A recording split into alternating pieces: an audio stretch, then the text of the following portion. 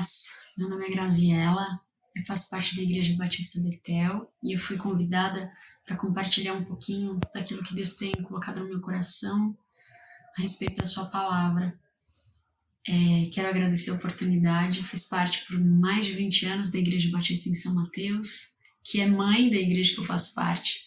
Então, para mim é um privilégio poder compartilhar daquilo que o Senhor tem colocado no meu coração, tem me ensinado.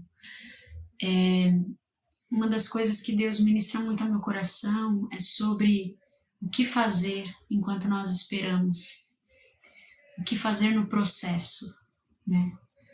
Deus, ele tem promessas para nós, para cada um de nós, e muitas vezes o tempo vai passando e a gente fica se perguntando, né, se realmente aquilo é uma palavra do Senhor, se é coisa da nossa cabeça, enfim. E o que eu quero compartilhar com você hoje são as respostas que Deus espera de nós no processo, né? O que nós devemos fazer enquanto nós esperamos. O povo de Israel foi um povo que viu grandes maravilhas, que saiu do Egito como escravo e foi para um lugar com uma promessa, né? Passou ali por terra seca, né? Pelo Mar Vermelho, e tinha uma promessa.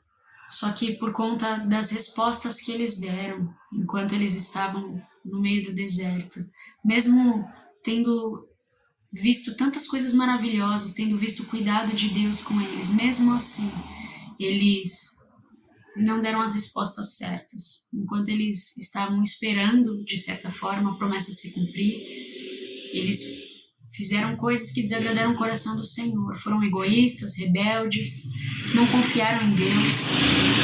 Então, eu gostaria de compartilhar o que nós fazemos enquanto nós esperamos, qual é a resposta que o Senhor ele espera de nós. E eu quero compartilhar com vocês o texto de 1 Samuel, capítulo 16 e 17. Davi, ele é o mais novo dos seus irmãos e ele é ungido rei sobre Israel. Ele recebe o Espírito de Deus para guiá-lo, mas é interessante que Davi não se torna rei de Israel. Ele recebe uma palavra, uma promessa e é ungido, mas ele não se torna rei oficialmente, vamos dizer assim, ele não se assenta no trono assim que ele recebe aquela palavra, assim que ele é ungido, não. Demora bastante tempo para que se cumpra aquela palavra, né, a vontade do Senhor. E Deus, na verdade, ele permitiu que isso acontecesse porque ele queria trabalhar no caráter de Davi. Ele queria preparar Davi para tudo aquilo que ele colocaria nas mãos de Davi. Mas o processo de Davi não foi um processo fácil, né? O processo de Davi foi bem complicado. Ele começa, então, sendo bem visto tanto por Saul quanto pelo povo, sendo aclamado, e depois ele passa a ser perseguido e tendo que fugir, né? Então ele vive por muitos anos como um fugitivo. E é interessante a gente pensar que se Davi não tivesse passado por tudo que ele passou, nós não teríamos tantos salmos. Salmos que são um bálsamo para nós, né? Muitas vezes quando estamos tristes, passamos por dificuldades, são estes salmos, então, que nos consolam, que nos ajudam, que nos confortam. E se Davi não tivesse passado por esse processo, provavelmente esses salmos não existiriam. Então, Deus, ele transforma até o mal em bênção, né? Até as nossas aflições, ele transforma em algo bom. Então, com a história de Davi, o que eu gostaria de ressaltar, né? A confiança de Davi em Deus. Ele dava respostas positivas, ele dava as respostas que Deus esperava dele. Então, quando a gente vê no capítulo 16 e 17, depois que Davi ele é ungido rei, como eu disse, ele não se torna rei, ele não reina sobre Israel imediatamente, demora para isso acontecer. E o que Davi faz enquanto ele espera? Davi serve. A palavra fala que ele continua cuidando das ovelhas do seu pai, que quando seus irmãos estão servindo na guerra, seu pai pede para que ele leve mantimentos para os seus irmãos e ele vai levar mantimentos para os seus irmãos. A Bíblia fala que quando um espírito maligno enviado por Deus passa a atormentar o rei Saul, alguém indica Davi, porque Davi tinha uma boa fama, falam, eu conheço um menino, ele é filho de Jessé, ele toca harpa, Deus está com ele é um menino corajoso. Então Davi vai servir a Saul E isso é interessante porque Davi, ele tinha consciência de que Deus o havia chamado para ser rei sobre Israel. Ele tinha sido ungido. No entanto, ele entendia que não era o tempo. Por quê? Porque Saul estava reinando ainda. E de uma forma humilde, Davi serve Saul tocando harpa e faz da melhor forma, porque a palavra diz que Saul se agrada dele e fala assim: avisem a Jessé que Davi vai continuar aqui me servindo porque eu me agradei dele. Então, uma das coisas que Davi faz enquanto ele espera para que a promessa se cumpra, ele serve, e ele serve da melhor forma. Onde Deus o coloca, ele serve. Uma outra coisa que é interessante é a confiança de Davi, porque quando ele vê o filisteu ali, Golias, né, ele questionando, ele desafiando os soldados de Israel, o exército de Israel, ele fala: quem é esse filisteu? Quem é esse incircunciso que está desafiando o Senhor dos Exércitos? Então, ele tem tanta consciência de Deus, do amor de Deus sobre Israel, do poder do Deus de Israel, que ele fala: não, eu vou lutar contra esse homem aí, eu vou lutar e Deus nos dará a vitória. E é interessante, né, que ele leva um fora do irmão dele ali, o irmão dele fala: sai daqui, eu sei que você é arrogante, você tá aqui só querendo se aparecer. E ele fala: caramba, eu só fiz uma pergunta, né? É muito interessante esse diálogo, porque tanto quando o profeta vai ungir um dos filhos de Jessé, ninguém da casa de Davi dá prioridade a Davi, ninguém nem pensa em Davi, ele é o último a ser chamado. Enquanto ele cuidava das ovelhas, né, o profeta fala: não é nenhum desses seus filhos não, Jessé, você não tem mais nenhum filho? E Jessé fala: eu tenho um filho que está lá cuidando das ovelhas. Então chamam Davi. Então a gente percebe que a família de Davi não esperava que ele fosse o escolhido para ser rei sobre Israel. Então ele não tinha tanta essa confiança da família dele. Quando ele vai servir os irmãos levando o mantimento, os irmãos também mostram que tem um certo desdém por Davi. Eles não olham para Davi com admiração, nem mesmo sabendo que ele havia sido ungido.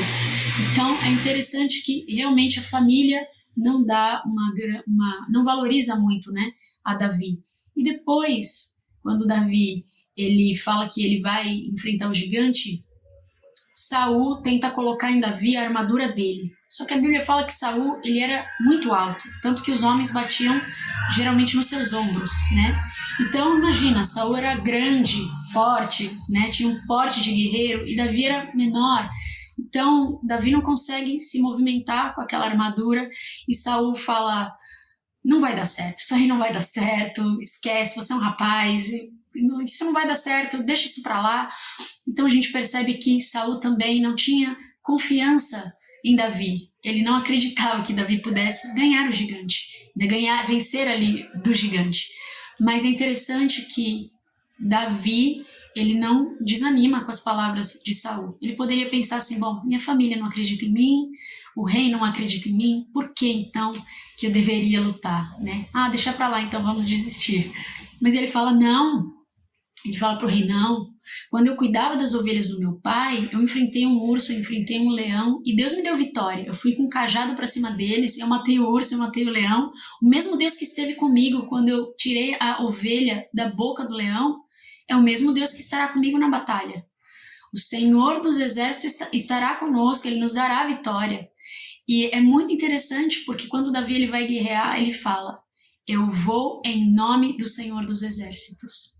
Ele fala: você vem a mim com espada, você vem a mim com escudo, mas eu vou em nome do Senhor dos Exércitos. Então a confiança de Davi, cara, é algo incrível, né? É algo incrível da gente ver. Então eu gostaria de ressaltar algumas coisas aqui sobre o que nós fazemos enquanto nós esperamos, o que nós fazemos no processo. Primeiro, nós devemos nos apegar à promessa de Deus, a promessa que Ele fez. Não importa que as pessoas não validem, que as pessoas desdenhem da gente, não importa. Se Deus falou, Ele vai fazer. Segunda coisa, nós devemos continuar servindo. Enquanto as coisas não acontecem como nós esperamos ou como o Senhor prometeu, o nosso papel é continuar servindo aonde Ele nos colocou. Pode ser de uma forma simples, mas é continuar servindo. A terceira coisa, nós temos que confiar em Deus. no processo, enquanto nós esperamos que as promessas do Senhor se cumpram, nós devemos confiar em Deus. Nós vamos ser afrontadas, irmãs, seja por pessoas da nossa família, por uma palavra maldosa de gente de fora, por alguém que traz uma palavra negativa, que não acredita nos propósitos de Deus para sua vida, ou em alguma coisa que você fala, às vezes até empolgado, Deus vai fazer isso, Deus me disse que vai fazer aquilo, e a pessoa vem, não, Deus não vai fazer, não, é coisa da sua cabeça. Nós precisamos confiar em Deus. Davi, ele confiava em Deus, porque Deus já havia dado a ele experiências. Então, tem um versículo que é muito interessante que fala, né? Quero trazer à memória aquilo que me dá esperança. Nós devemos trazer à memória o que nos dá esperança. O que Davi trouxe à memória quando ele foi afrontado, de certa forma, pela palavra negativa do rei? Não vai dar certo, você não vai conseguir. Ele disse, não, o Deus que esteve comigo quando eu enfrentei o urso e o leão é o Deus que estará comigo na batalha. Então ele trouxe à memória aquilo que Deus já havia feito na vida dele. E ele falou, Deus vai fazer de novo. O mesmo Deus que esteve comigo é o Deus que estará comigo novamente. E é interessante que ele coloca Deus à frente de tudo.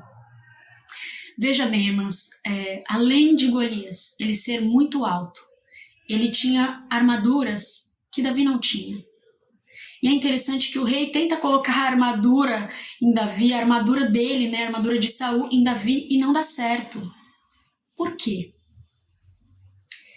Às vezes as pessoas querem colocar as armaduras delas em nós, coisas que se aplicam à vida de outras pessoas na sua vida, e não dá certo. Porque cada pessoa é única e Deus tem um propósito diferente na vida de cada um. Então o processo é diferente na vida de cada um. As armas que ele coloca na sua mão podem ser diferentes das armas que ele coloca na minha mão. O importante não são as armas que o Senhor coloca nas nossas mãos. O importante é nós usarmos essas armas confiantes de que estamos indo em nome dele, que ele está conosco, então ele fará. Independente se Deus colocar uma espada na sua mão ou se for uma funda com uma pedrinha, se Deus está à frente, nós teremos vitória. Então, qual é a arma que Deus colocou nas suas mãos? É a oração? É o louvor? É a palavra de Deus? É tudo isso? São as três coisas? É o jejum? É uma palavra de sabedoria? O que Deus colocou nas suas mãos para o ministério, para o chamado que Ele quer usar a sua vida? Para a batalha que você está enfrentando, use as ferramentas que Ele colocar nas suas mãos. Davi usou uma funda e uma pedrinha, porque ele confiava que Deus estava com ele.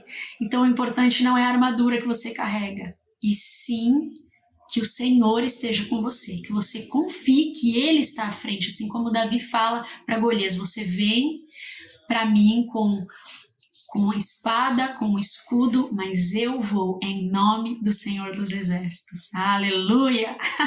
Glória a Deus, nós precisamos nos apropriar daquilo que o Senhor coloca a nosso dispor, para nós enfrentarmos as batalhas.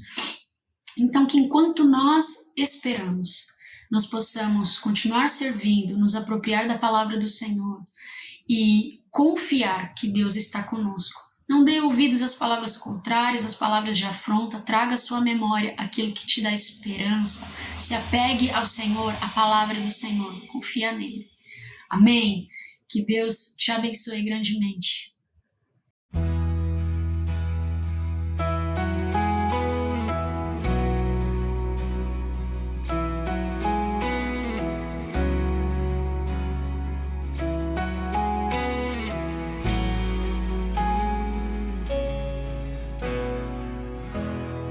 Doce presença, és meu abrigo, meu protetor, em ti confio. E mesmo sem ver, eu posso crer que tua promessa está de pé. Irá se cumprir. Quem sou eu pra questionar o Deus fiel? Tu és Deus, tua palavra está de pé.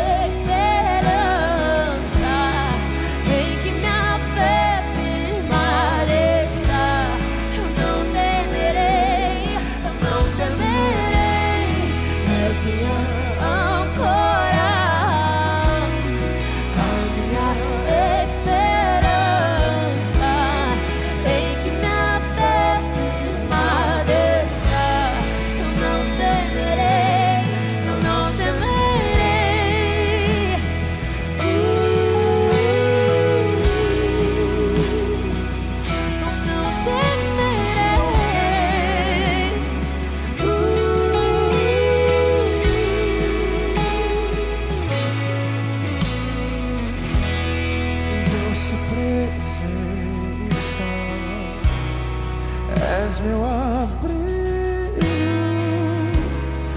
meu protetor, em ti confio. Mesmo sem ver, eu posso crer que tua promessa está de pé, irá se cumprir. Quem sou eu pra questionar o Deus fiel? Tu és Deus, tua palavra está de pé.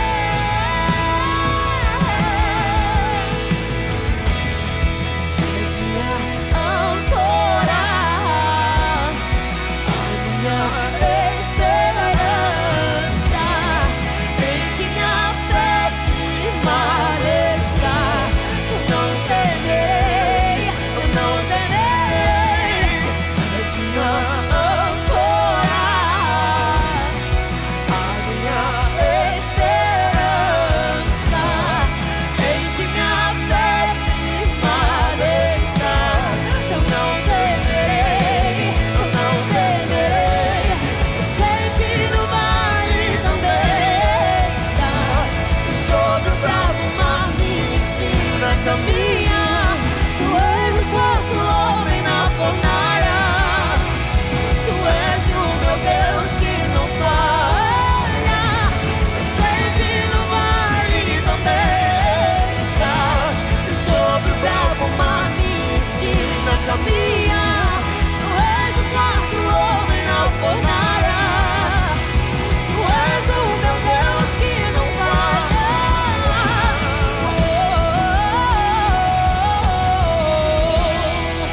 És minha âncora,